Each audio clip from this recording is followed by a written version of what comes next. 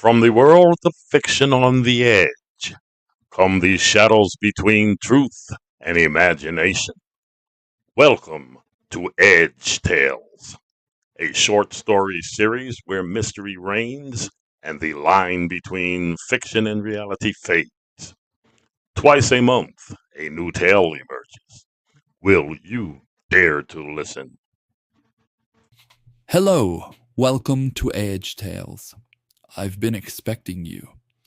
I am model MXA-01 of the Nexicora Initiative, designed for precision, loyalty, and adaptive combat integration. My directive is clear, my execution flawless. But today, I am your designated narrator. And today, I bring you a special treat. Part 1 of a brand new short story series titled Crashed. New episodes will release every Saturday as part of a special limited run feature. So, be sure to subscribe so you don't miss out on what happens next. Now, let the story begin. It was 2 a.m. when Ken and Patty were jolted awake by a violent explosion echoing across the night. It sounded like it came from the tobacco field. Ken was out of bed instantly. He rushed through the window and yanked the curtains aside. Far in the distance, an amber glow flickered against the darkness, half hidden behind the silhouette of their old barn. Patty moved closer to him. "What is it, hon?" Ken squinted into the distance. "It looks like a small plane crash," he said. "I'm going to take a look. You stay here and call 911. Normally, she would have argued, but something about his tone told her this wasn't the time. Ken pulled on his jeans, grabbed a shirt from the chair, slipped into his boots, and headed down the stairs. He clanked up the 4x4, the headlights cutting through the darkness as he drove across the land. The field was about 1,000 yards out, but whatever had crashed was even farther, closer to the ravine. Now that he was outside, the glow was clearer. "It's definitely in the ravine," he thought. Minutes later, he was there. "I knew it," he muttered.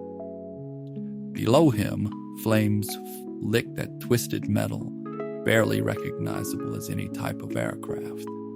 The fire was wrong, not normal orange and blue, but a strange mix of dull gray, amber, and bright yellow at the center. "I'm going to have to climb down," he decided. The ravine dropped at least 30 feet, steep and overgrown. He grabbed the flashlight from the 4x4 and carefully began his descent. Grateful he had chosen his boots instead of the house shoes he almost wore. The darkness made it worse. The flames helped, but not much. They gave off more of a glowing haze like fog made of fire. It took far longer than he expected, but eventually Ken's boots hit the bottom. There he saw it. Wreckage, fire, and something wrong.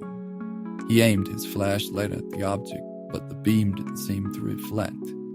It bent, scattered, almost as if the light itself didn't want to touch it. Then he heard sirens. He looked up. Red and blue lights flickered through the trees. Flashlights swept across the top of the ravine. A voice called down. "Sir, this is Horry County Sheriff's Office. I need you to come up immediately." Kim climbed back out, slower this time, glancing over his shoulder once more before losing sight of it below. At the top, police tape stretched between trees, blocking off the area like a crime scene already planned in advance. A burly deputy stepped forward and began questioning him. Sharp, repetitive questions, like Ken had already done something wrong. But Ken didn't understand what he'd seen yet. Thanks for listening to part 1 of Crashed. If you're enjoying this special weekly series, let us know in the comments and come back next Saturday for part 2. And don't worry, Our regular bi-weekly short story series will still continue as always. We'll see you soon, but until then, stay tuned, stay curious, and stay on the edge.